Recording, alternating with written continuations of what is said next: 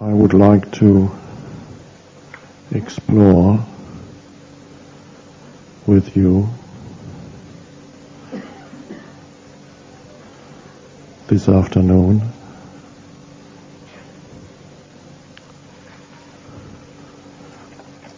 the deepest truth of human existence.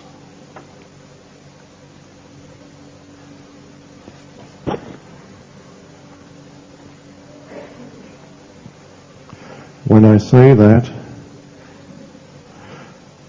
may sound a little bit abstract, interesting but abstract. Human existence. And it may sound a little bit philosophical. But this is not a lecture on philosophy, nor is it a lecture at all.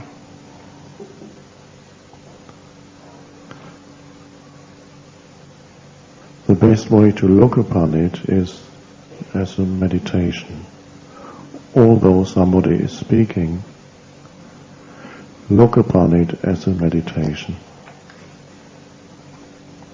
So when I say the deepest truth of human existence, it sounds a little bit removed from your everyday concerns. So let's put it in another way. We are here to explore the deepest truth of who you are. Because you are human existence. We are here to explore the deepest truth within yourself.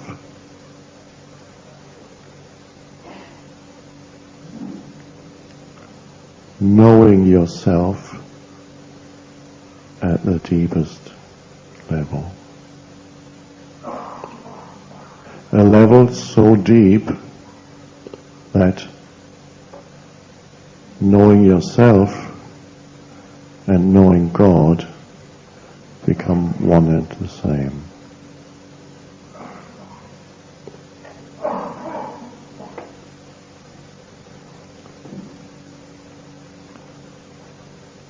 There are two levels to this talk, if it can be called that. One is the words,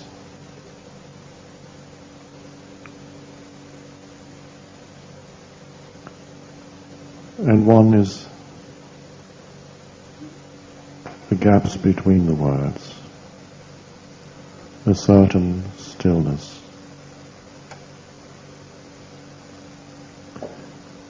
I'll just point this out because it is helpful as you listen to be aware not only of the words but of an underlying field of stillness out of which the words come. Nothing personal. There's a field of stillness that is both within and without. Gaps between the words. A silent space. In between and underlying the words. And simply to be aware also of that dimension. Then listening to these words is more than absorbing information, because there isn't that much information here. It's not an information-based talk. Then it becomes a meditation to just sit here and listen. And the deeper teaching, if it can even be called teaching, is not in and through the words. The deeper teaching lies in the dimension of stillness. Because the moment you acknowledge that underlying dimension, you have accessed a realm within yourself that is deeper than the stream of mind with which most people are identified as themselves. Simply as we sit here, to acknowledge, to notice, to listen to an underlying stillness. That which acknowledges that in you, that which is able to listen to that dimension, listen not to something, listen to nothing, to nothing. Just the act of listening. That in you which is able to acknowledge that dimension, to be attentive to that dimension, is a realm of stillness underneath the stream of mental noise. In other words, the moment you pay attention to that dimension of silence, there is a stillness in you. Because through thought, you cannot pay attention to silence, because thought is noise. So already, although through words we are going to progressively explore the deepest truth of human existence, even as you sit here and follow the words that progressively explore the deepest truth of human existence, that deepest truth of human existence is already emerging in you as you sit here and listen, even now, simply by paying attention to silence through the inner stillness. That is the only way you can notice. The stillness in you notices that. And you have gone beyond the continuous stream of mental noise that for most people is who they think they are. So the answer to the initial question that I asked, I said, let's explore the deepest truth of human existence, the deepest truth of who you are. The answer of that is never really in the future. Not even within the framework of this talk is the answer of who you are beyond the conditioned mind. Never is that answer in the future. It's always now.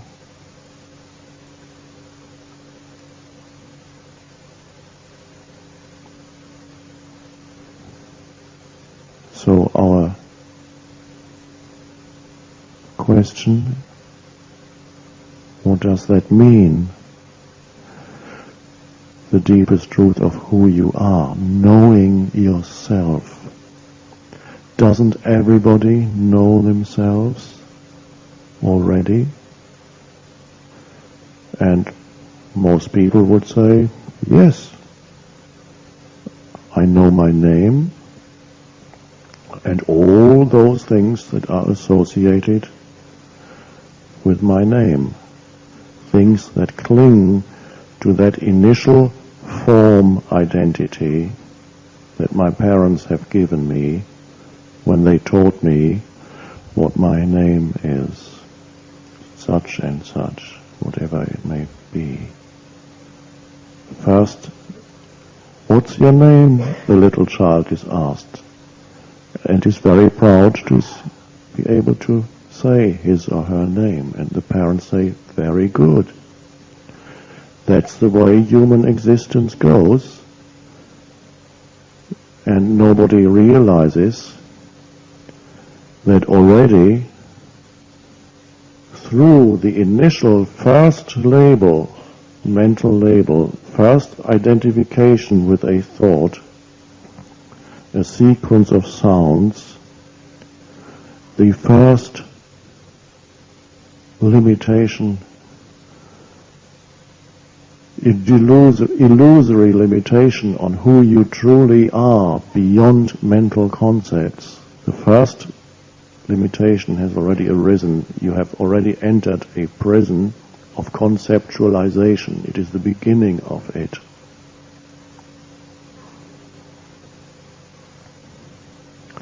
But we need to go that way. Humans have to move through that. It would be futile to tell a child, you have no name. Don't identify yourself with a name. That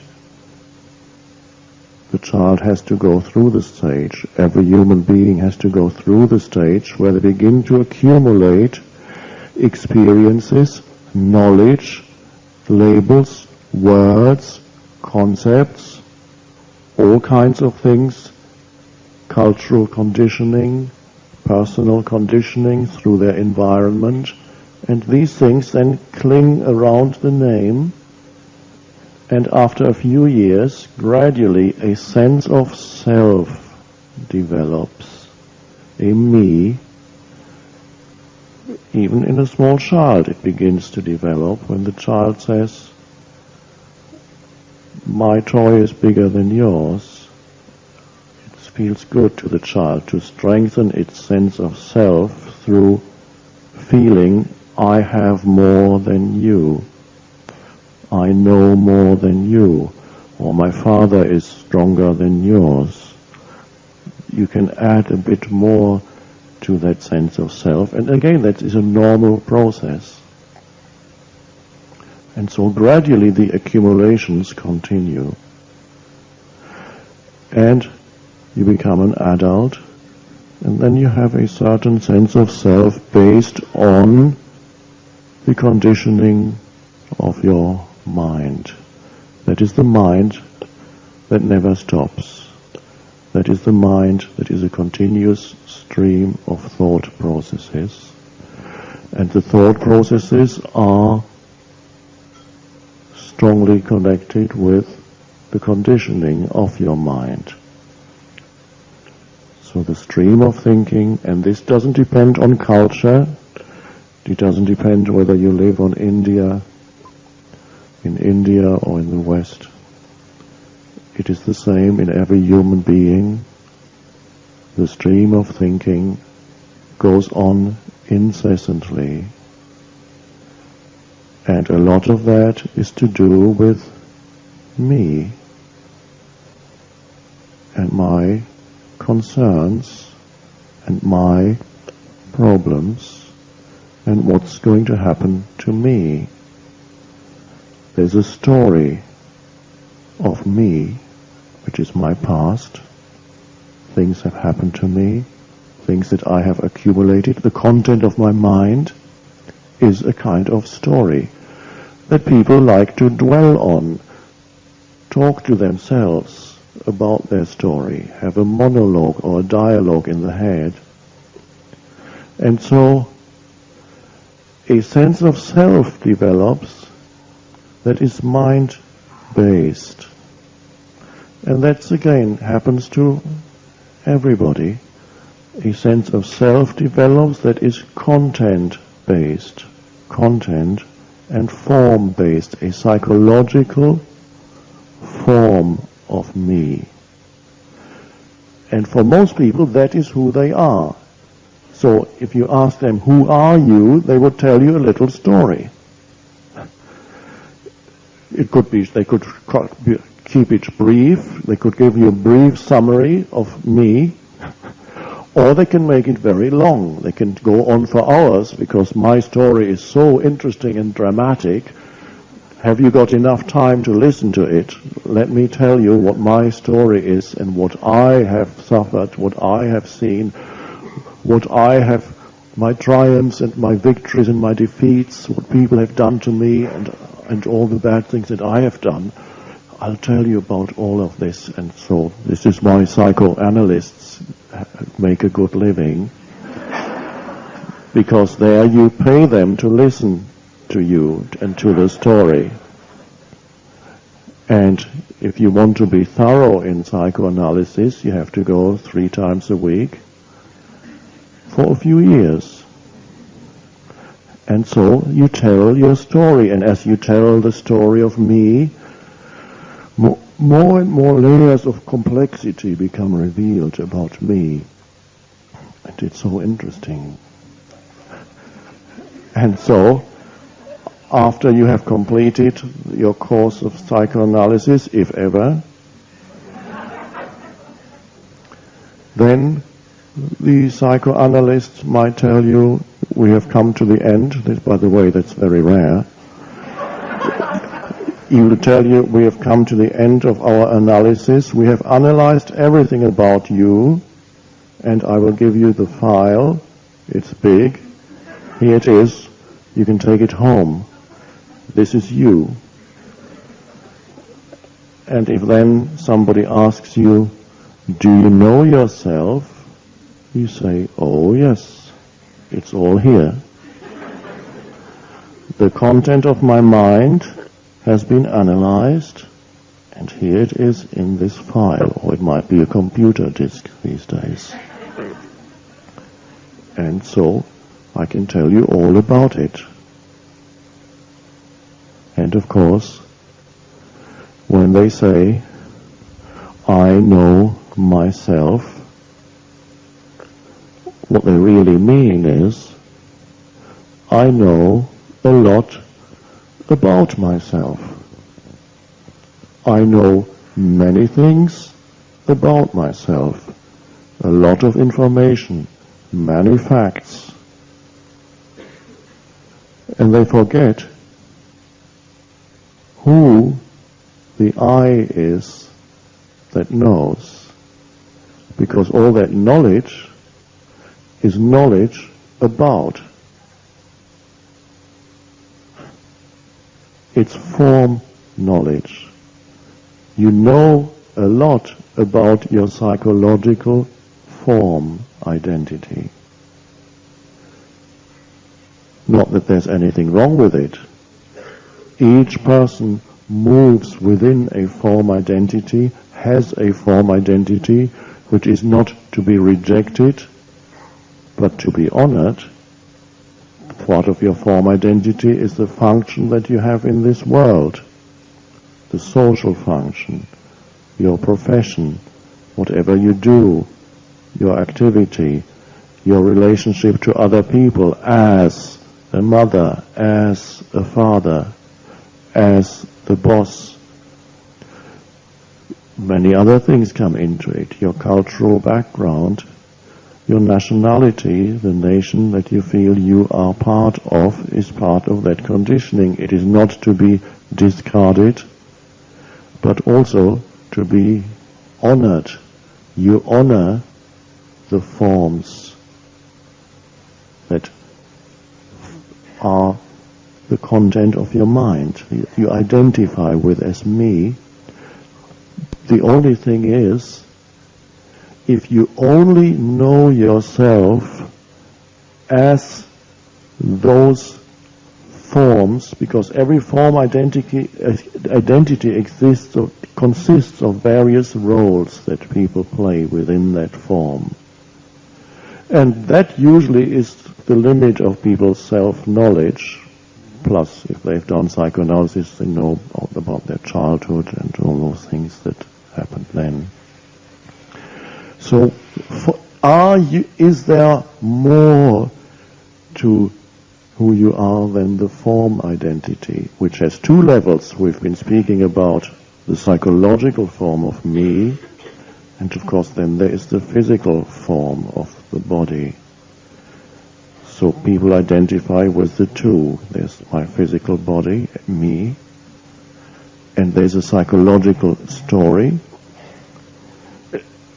and that is the story of me, and that includes all the conditioning, all the reactive patterns, all those things are in there.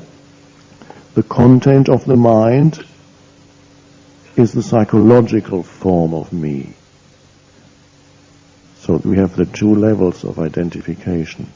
And sometimes the body can be a very strong identification in certain people. It becomes part also of the psychological form identity. If, for example, your body is very beautiful or your body is very strong, that enhances your psychological form identity.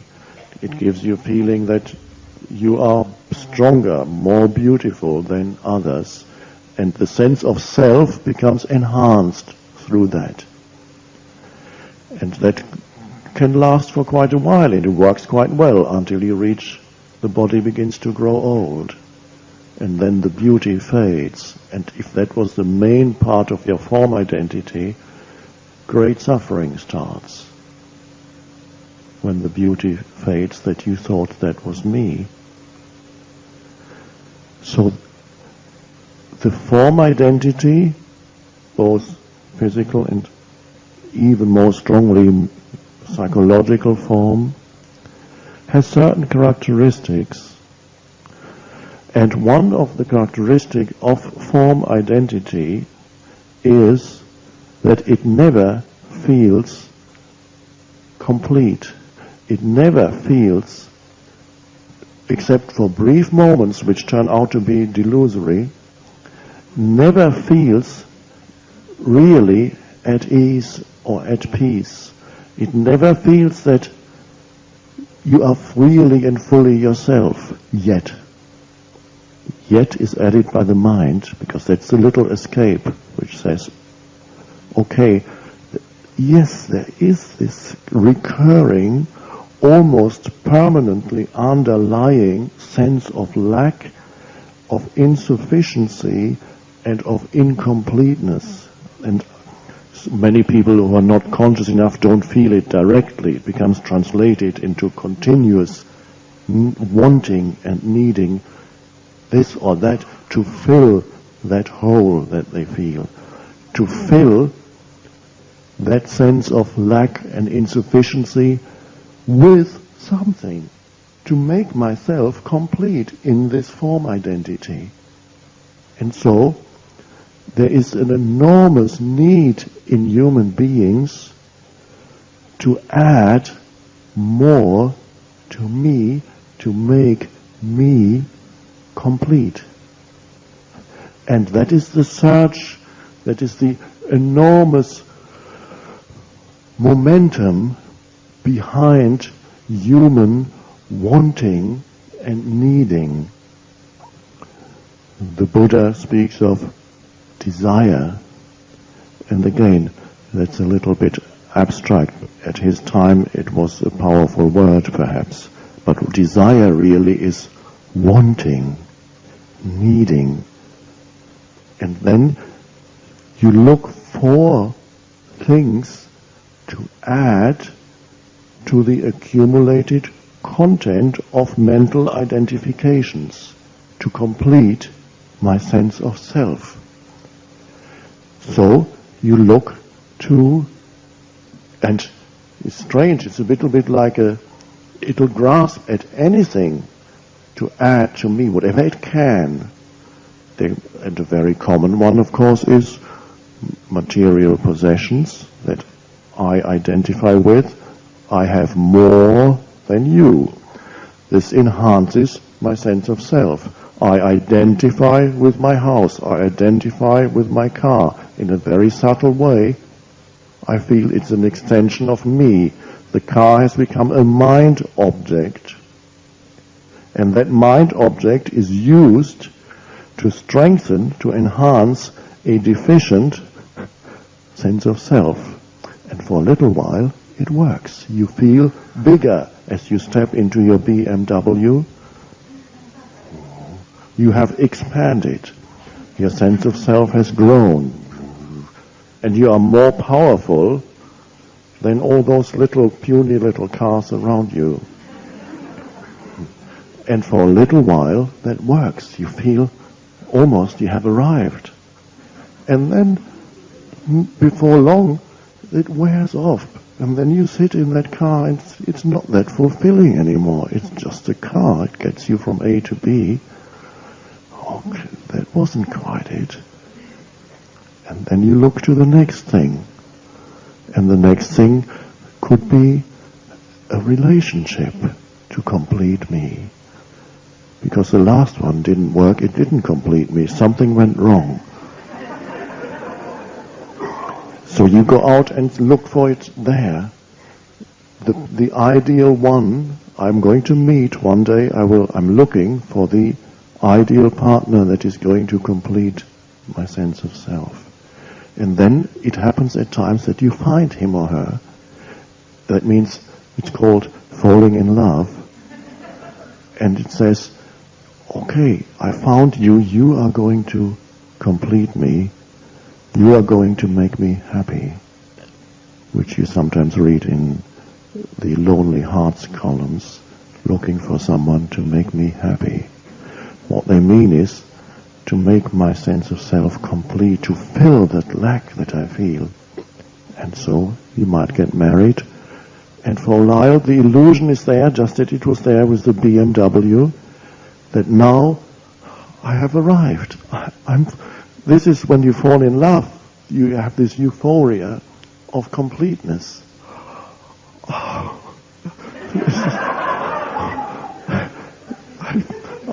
Finally, the story of me has completed itself. I have arrived. I made it. And then comes the honeymoon. And then comes ordinary existence.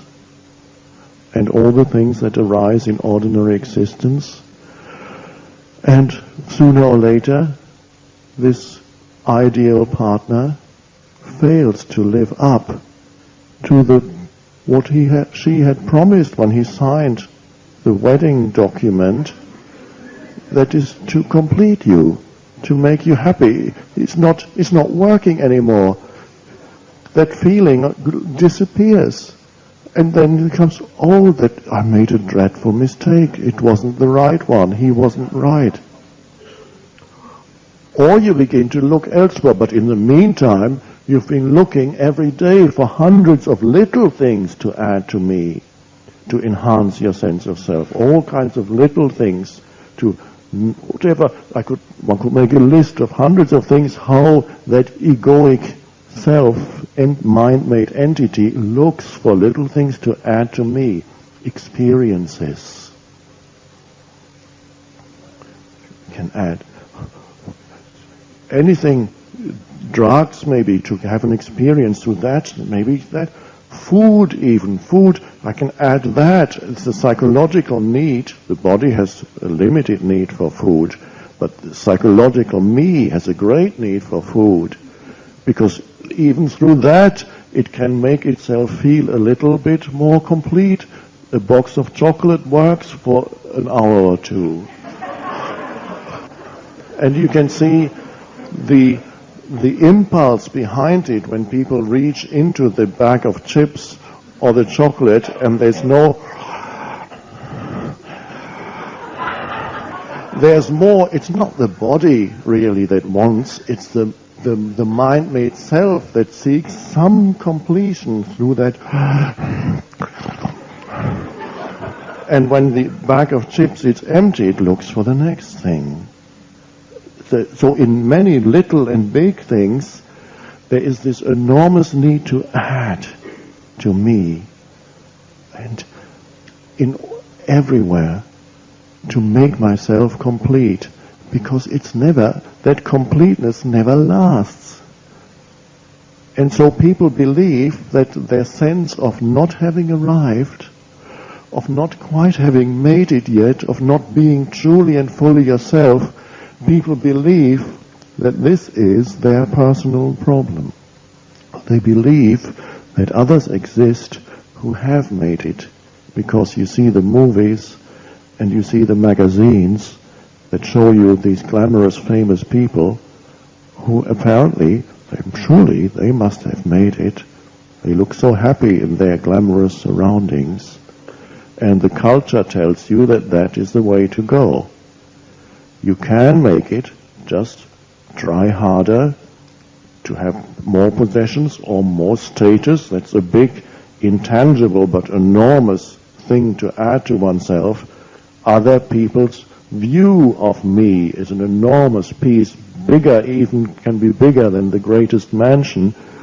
That need for others to give me their approval, their high opinion, and so there's the need for status in society, for others to tell me that I am great and good enough. And that's an enormous, these are enormous chunks of identifications that you can add to the deficient sense of self. And for a little while, that also works. And then, if you've met any of the famous people that you see in the magazines and films, whatever they, sports, movies, famous this, famous that, people who are told by the surrounding culture and the world that they are special, that they have made it, and they are great role symbols in society. And if you meet them, you will see that underneath the glamorous facade, there is the same sense of deficiency. It didn't complete them. The whole world telling them that they are great, and deep down they feel this is a big lie. Also, there are famous people who have actually, through that, have seen through the delusion of that, the meaninglessness of this world, which to a large extent is mad, because it's the human egoic mind telling you that you are important. And some people striving a lifetime to add that to their sense of self, to the world, please tell me that I matter. My sense of self depends on it. Please tell me that I am important. And then, of course, only a few are told that. The others are left in limbo and are unhappy there. And those that are told that they are important, they are unhappy there. Not complete. And it happens occasionally that a few of those people who made it rich and famous, they begin to go deeper because they have everything and they can't possibly think of any more to add to me, because what can you add when you have everything, could buy anything, go anywhere, and everybody thinks you are God and still feel. And so some of those actually see through the delusion and then penetrate to deeper levels of their being. But for many of us, there is always the hope that through this or that addition to me, added content for the mind, the mental identifications, that through that I can complete myself and my life is going to work, and finally feel that I have arrived. I'm home. I'm fully myself. And what people don't realize is it is not their personal problem, the fact that they feel that they haven't arrived, that they haven't made it. It is built into the very structure of the mind-made sense of self. That deficiency and sense of lack is inseparable from those mind structures, from that identity. So it is nothing to do with what you could possibly add. Nothing that you add could fulfill you, is the truth. And that is,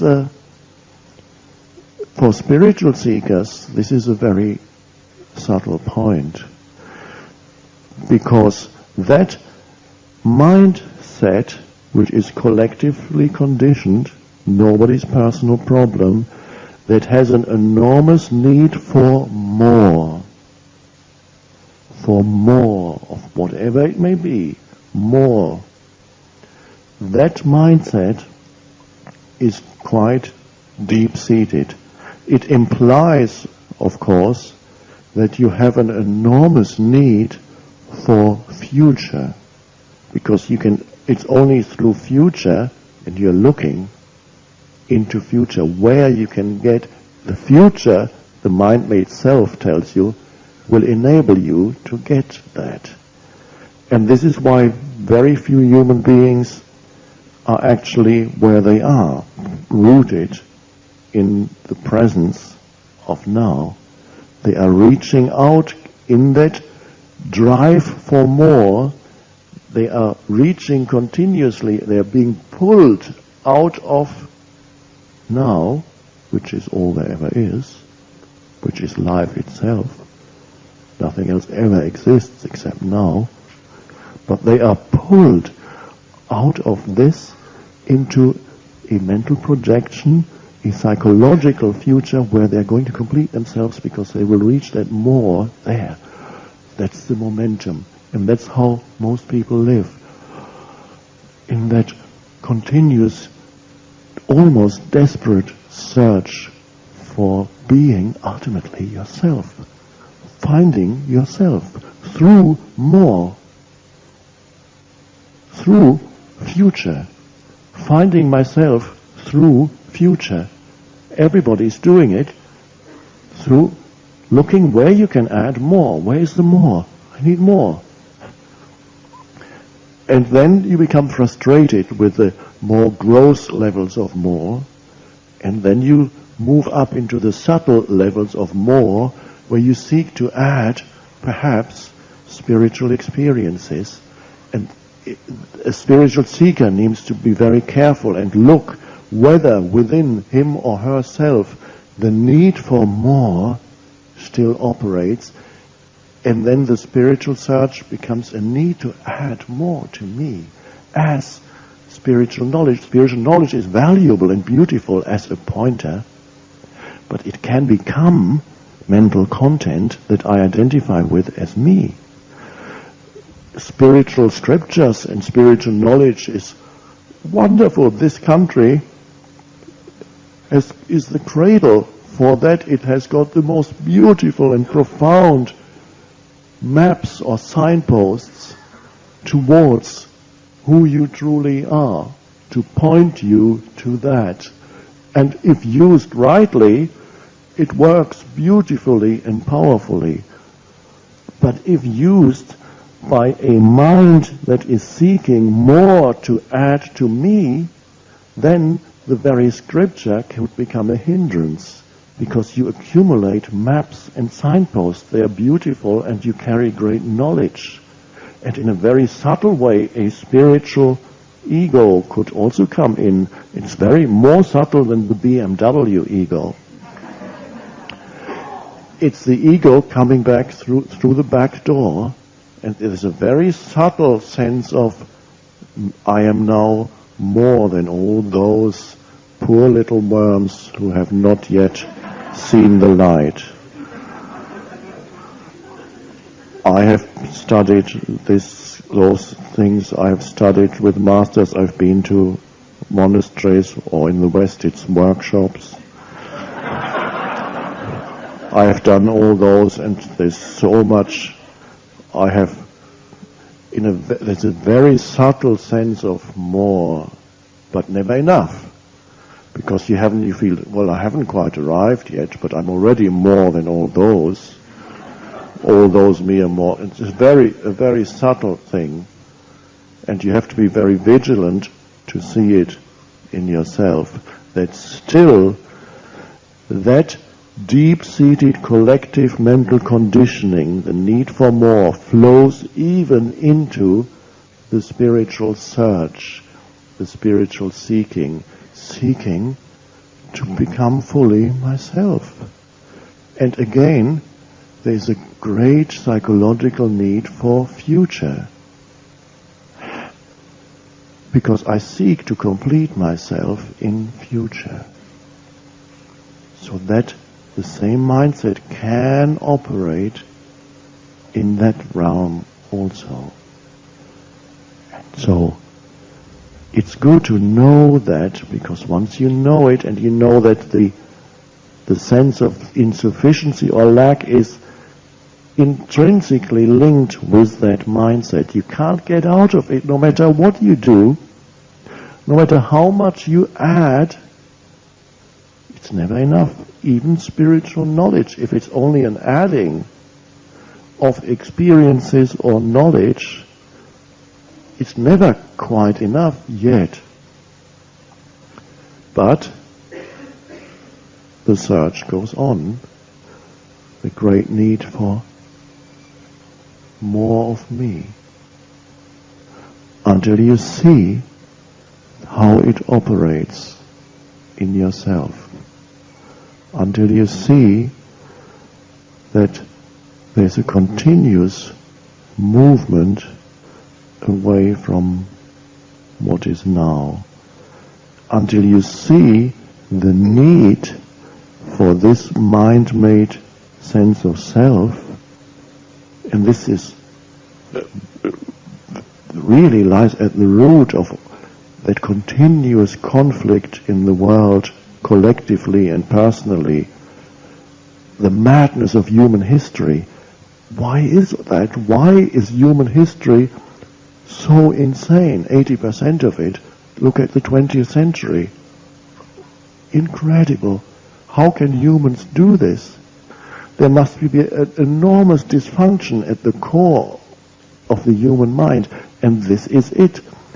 So, because a great need of this mind-made sense of self is actually, in order to continue to feel its sense of self, it needs to create opposition with others, situations and people, because only by fighting against, by having issues with, can it continue to feel its mentally derived sense of self. You need the sense of separation, of me against you.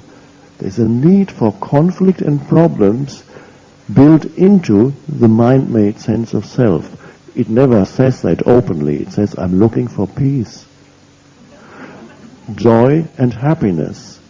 But then what it says and does is the opposite in many cases. So you can see the need for conflict in personal relationships, in organizations, nations, between nations and nations, religions, and even within religions. Any human structure, sooner or later, they will be in conflict. There's these relationships every few days, most relationships. You seem to be forced to act out that kind of conditioned script where you are in conflict with each other. And problems. The little self says, the egoic self says, I want to be free of problems. But problems are part of its sense of identity. It's looking for the next one. And we all know people who, you say, who would they be without their problems? It's easier to see it in others. All that is the structure of the self that needs its enemies to continue to feel. It's a very favorite way of enhancing your sense of self through enemies, is to argue and feel the enormous momentum behind being right in an argument, making the other person wrong. If you can make the other person wrong, you can strengthen your sense of self. Of course, you don't know that you have really only strengthened the illusion, but for a moment it feels good. Not really, but the ego says it feels good. The body knows that it doesn't feel good at all. But the ego says, I've tried, I've shown him that I'm right. And for the moment, you have added that big rightness to the sense of self, and it grows. And then after a little while it wears off. And then you need somebody else to make wrong. And you might even be looking, it's of course unconscious. And then you start discussing a spiritual matter, and you say, You don't know what you're talking about. So let me tell you. Or you say something and somebody doubts your point of view. Now your point of view is a mental position, a thought. This is how it is. And somebody else says, that's not how it is at all. But you have a mental sense of self. You have identified with the thought. Identified means your sense of self is in that thought. It's a me. Yourself is in the thought. One could say, I sometimes use the expression, you have reincarnated into the thought form for a moment. Reincarnated means yourself is in it. It's one with your sense of self. So when somebody says, no, you're completely wrong, it is an attack on your very life. This is the illusion. Because your identity is in the thought. And so there's an enormous amount of emotional, the defensiveness that comes, or the aggression that comes when you defend your mental position.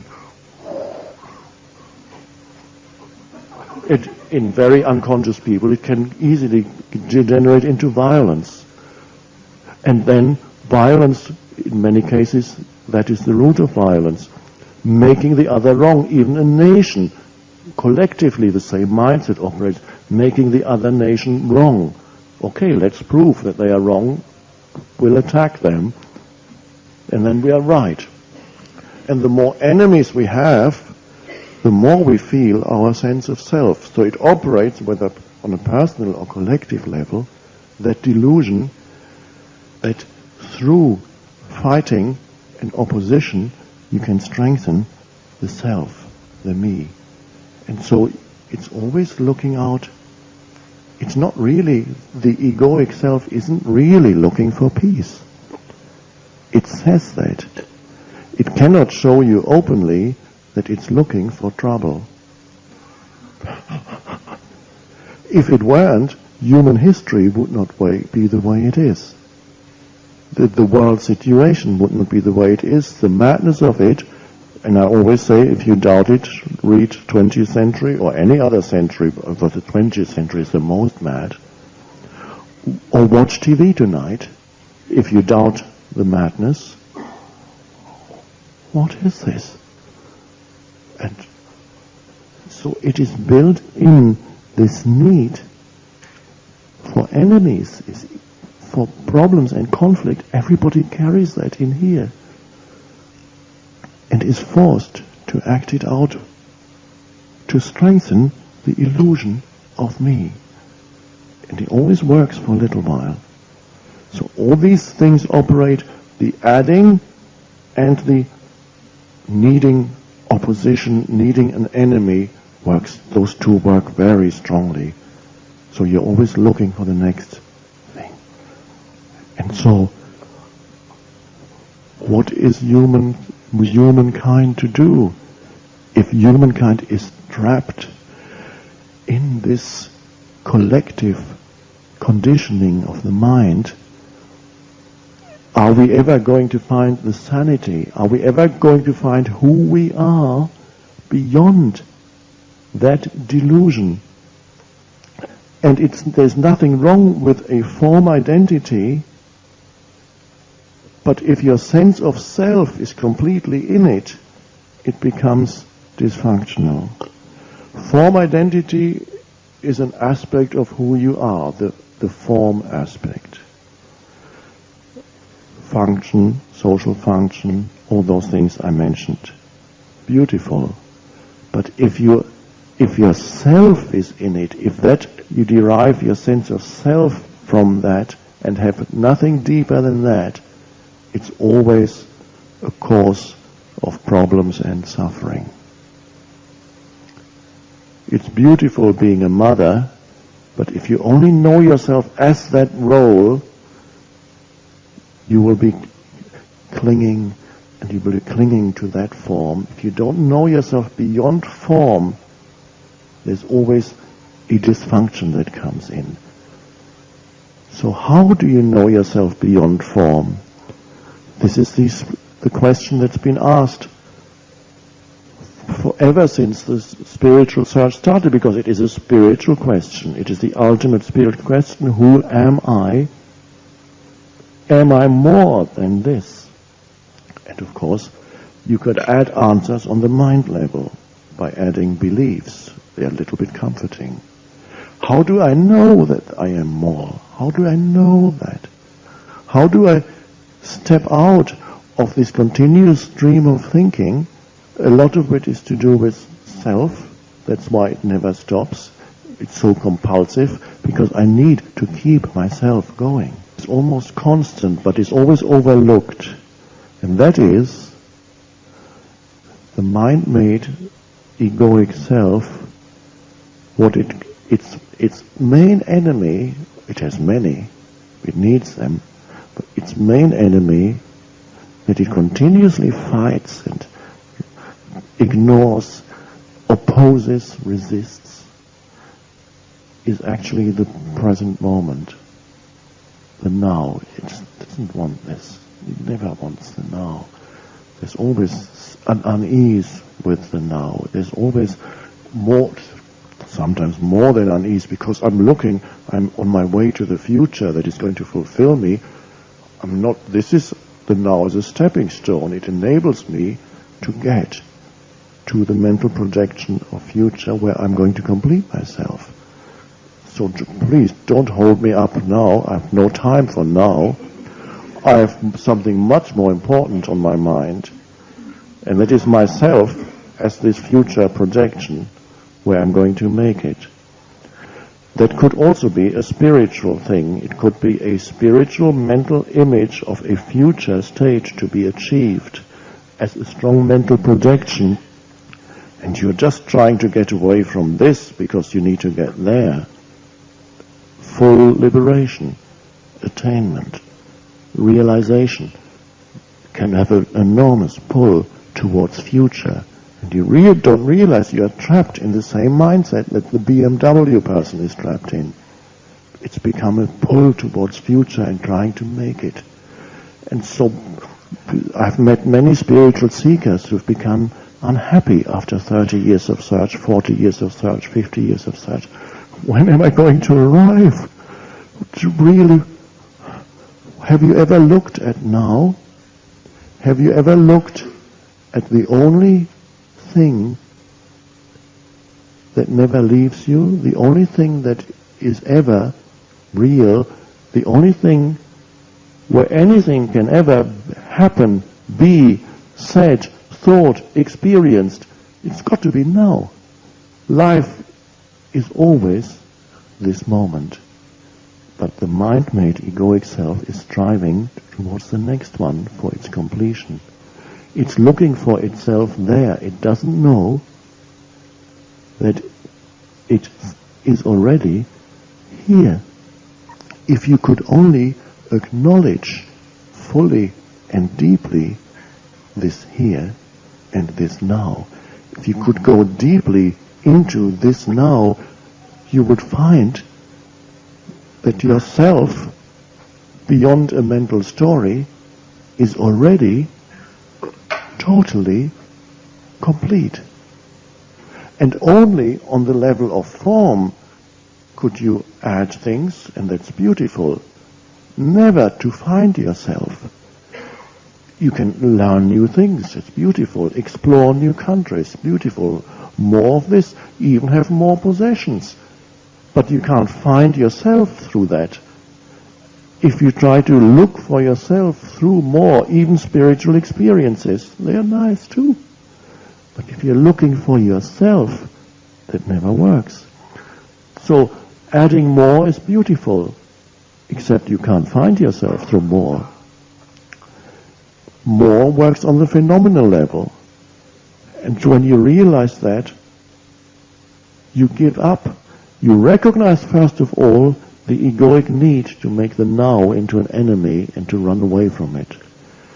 To make it into a means to an end, to resist it internally, to criticize it, to project yourself away from it. I'm not interested in this because this is a limitation on who I am, who I want to be. I'm on my way to the future. everybody in the big cities of the world, they are all almost out of breath. And if you stopped any one of them, they would give you a reason why they are out of breath, and because I need to get there. But the common denominator is they are all trying to get to the future. And the whole life is spent like that. And the spiritual aspirant, metaphorically speaking, maybe he's not running around, but there could be this same inner urge for future inside, so the breathlessness would become a metaphor. When am I going to be myself? Have you looked deeply into now? The only thing that never leaves you, all there ever is, your entire life here in this space of now. Don't talk to me about now. I don't want this. This is a limitation. I don't want the place where I live. You mean this is not what I want. I don't want to have the place where I live, the place where I work. All these are limitations of my life. I want to limitless. I want to find myself as that which is beyond limitation. That's why I'm trying to get away from the now. But has it worked? How many years have we been trying to get away from it? Well, 55, 60. And have you gotten away from the limitations of now? Not yet, but I have some more time left.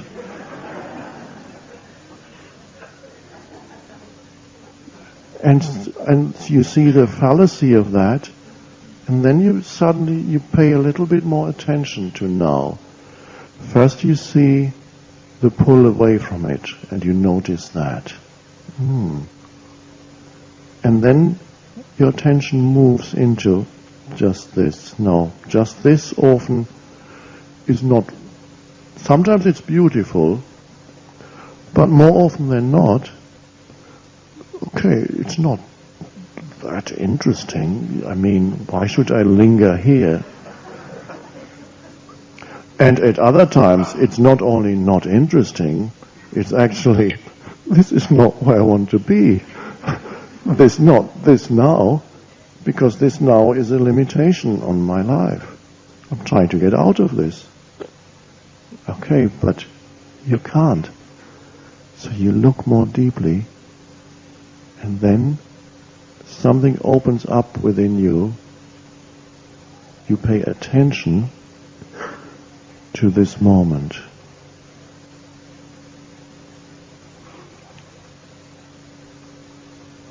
And then comes the realization, all you ever have is now. The one thing that is permanent in your life. Now, to the mind, it hardly makes sense to say that. What does that mean? It's always now. The mind says, no, it's not always now. There's so many different moments in my life. They're all different. It's not the case. The form that this now takes changes continuously. Forms appear in this field of now. And because people know only the form that appears in the now, they believe that there are many different nows every day and every hour, one moment after another moment and another. But of course it is always the one eternal, timeless, one moment. Only the form in which it appears changes continuously. Now, the very form in which it appears, this is the reason why many people don't want the now, because it's not satisfying enough. It doesn't add enough to me. It might even threaten my sense of self, the form that this moment takes. And in any case, it's not fulfilling enough. It might even be a limitation on me. I want expansion, and here I am in this little prison cell in certain extreme cases, where the now is seen as very, very limiting. Or your body, your physical body, may be ill, can't move very well anymore. So that becomes the now, the form that this now takes can, in some cases, be extremely limiting. And you are asking me, a person might say, to not to try and get away from it? Yes, because that didn't work. Why not try something else?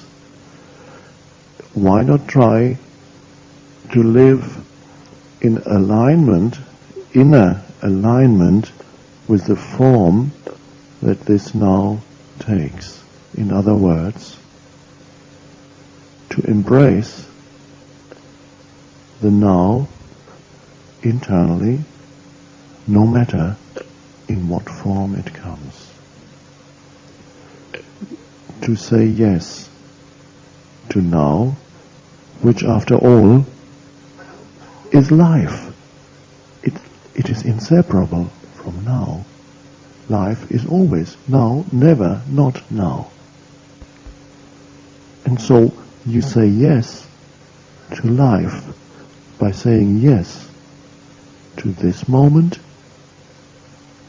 and whatever form this moment takes, you say, how can I argue with it? It already is. It is. It is the isness of this moment. Of course I can change it. I can take action now. If I'm I'm locked in a building, I've lost the key, this is the now. Of course then I can get up and shout out of the window and say, can somebody please open the door? But if nobody hears, maybe somebody will come. But at this moment, this is this now.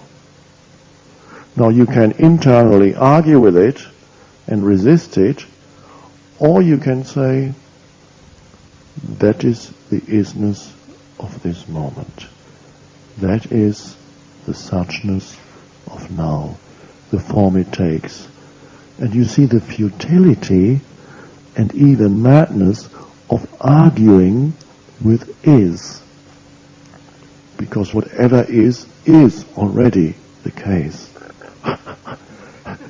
So the shift in consciousness happens the moment you say yes to what is. Because the entire structure of the egoic, mind-made self lives on resistance and opposition and on making the now into an enemy. It lives through that. That keeps it going. So the beauty of it is we can step out of thousands of years of collective conditioning, not through needing more time to step out of it. And this message cannot yet be heard by everybody. There are still many people on the planet, before they are ready to listen to this, they need more time. But since you are sitting here, I assume that something in you hears the message that to find yourself, and we will look more deeply now, see what does it mean now? To find yourself, you don't need future. For everything else, it's helpful on the practical realm. It works quite well. Now, when you say yes to whatever form this moment takes,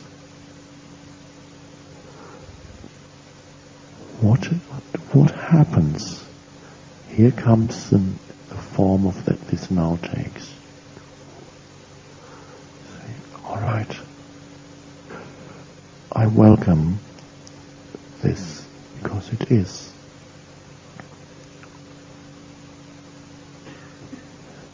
The form that this now takes, usually something in you, which is the egoic structures, would have resisted it as limiting, not enough, it's not what completes me.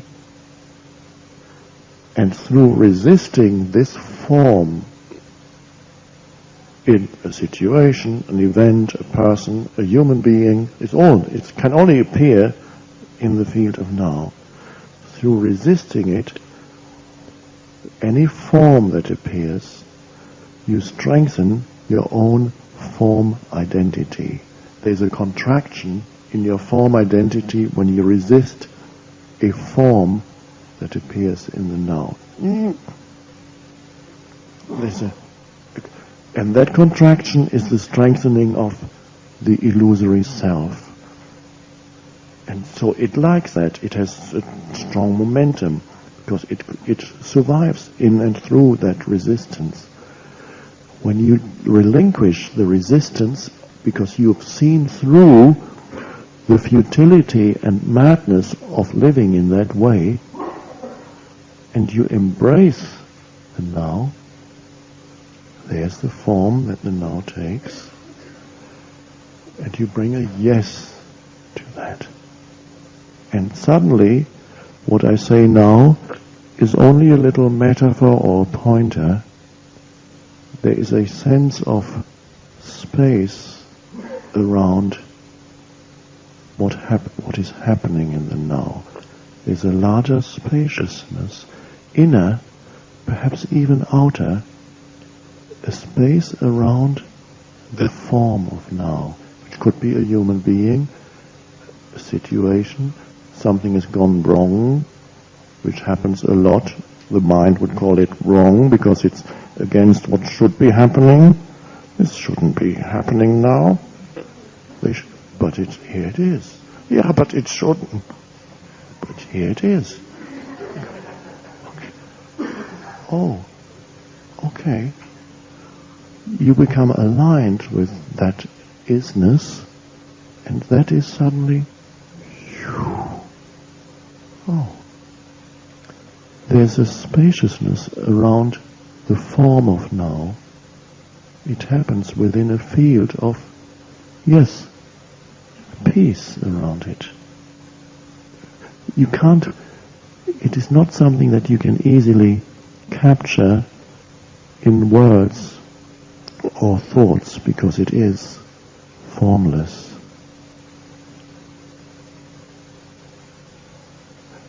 Through that act of what ultimately we could call surrender, entering the surrendered state of consciousness, surrender to God, that's a little bit abstract.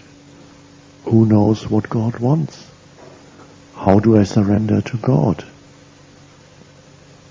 Surrender to whatever form this now takes, because the totality has brought this about. It is intrinsically linked with the totality of the cosmos. Everything is totally interconnected. So the form that this now takes could not be otherwise. The whole universe has brought this about as form. And there's a little me in the head that has an argument with it. And strengthens itself through that argument. That is suffering. That is the cause of human suffering. That is not knowing yourself beyond this little form. So suddenly there is a depth of spaciousness that is there when you surrender to what is completely. An uncompromising yes. That is surrender to God. And in that, the egoic structures that live on resistance and on denial of now subside. And there's a depth to your being suddenly, and a peace that is there no matter what form this now takes. Because quite often, as we pointed out, it is a limitation. It appears as a limitation on your life. Not don't want that, but it's here. So the limitation, now people sometimes spend a whole lifetime running away externally and internally from limitations. And I'm not saying don't change a situation if change is possible. But if you would find, whatever situation you get into, you encounter new limitations, and you are going to find that. Yes, you can improve your life situation, but even if you improve it, some other limitations will appear. Because the strange thing about now is that it never leaves you and it doesn't change, the field of now. Because it is, the essence of now is, it is the unconditioned consciousness, the field in which all phenomena happen. And now the beauty here is to know that, one could say, you know the now beyond the form it takes. But you don't know it in a subject-object relationship. You know this field of now. When you surrender to the form, you know that which is beyond form. That's surrender to the form, the limitation, and then there is that emerges that is beyond form and beyond limitation as yourself. And this goes against how everybody lives in this world. They do not surrender to the limitation of this form. They think they want to get away from it. Surrender to the form of now takes you into the depths of the now itself, which you then know as the essence of your being. But don't know anything about it. A direct unitive knowing as yourself. I would go so far as to say that you are the now. Totally one with it. It never leaves you. You can't leave yourself. The essence, the unconditioned dimension of who you are.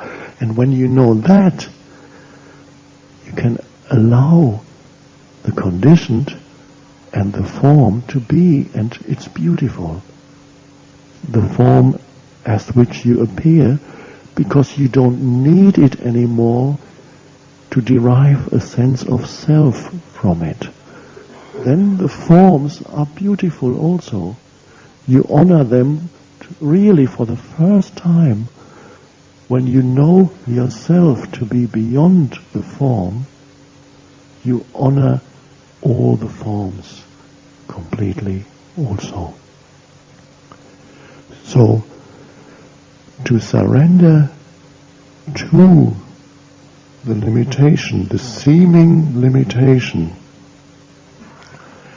this is the essential truth. The ultimate truth of all religions is the surrendered state of consciousness. There's even one religion that's called surrender, Islam. But it is the essence of all religion. in Christianity, that essence is contained in the image of the cross. Jesus on the cross is all of humanity. The cross is the ultimate symbol of extreme limitation. Couldn't be more limited than to be nailed to a cross. It's a torture instrument.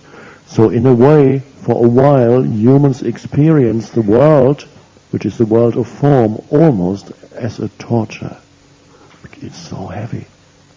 And then that can take a time until suddenly they can hear the message of surrender.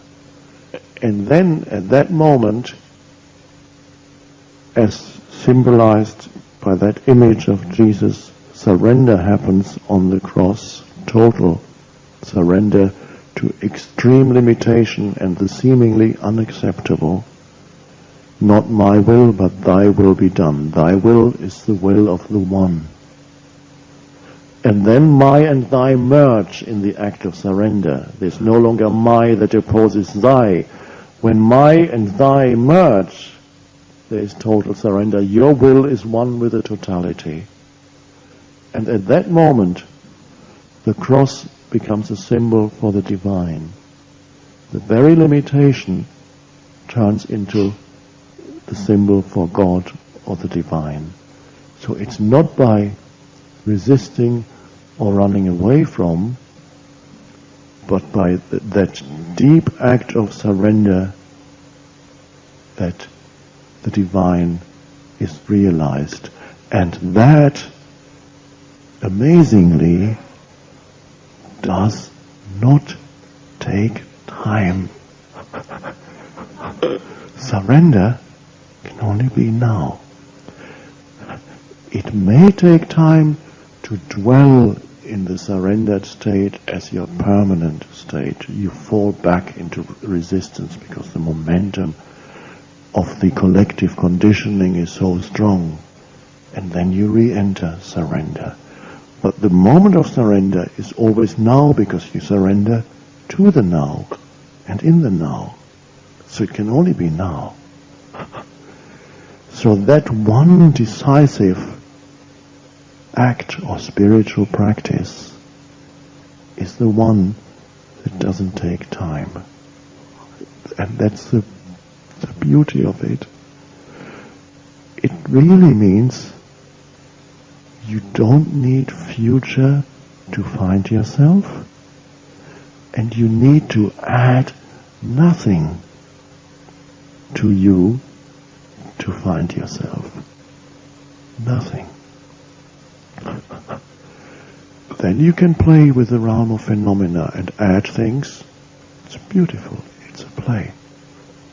But you no longer need it for yourself. That's the essence of spiritual realization. All the teachings point to it. That is to see that. What grace to see that the very thing that looked so heavy, which is the world of form, the very thing that seemed to be limiting me on all sides, that very thing is the doorway into the formless and into who I am beyond form. And you see that ultimately they are one. Form is emptiness. Emptiness is form. They are one. And that is the message of eternal salvation. The most sublime message for humankind.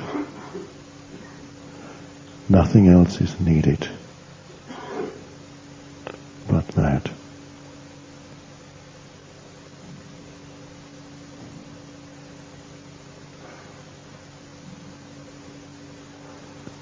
Thank you.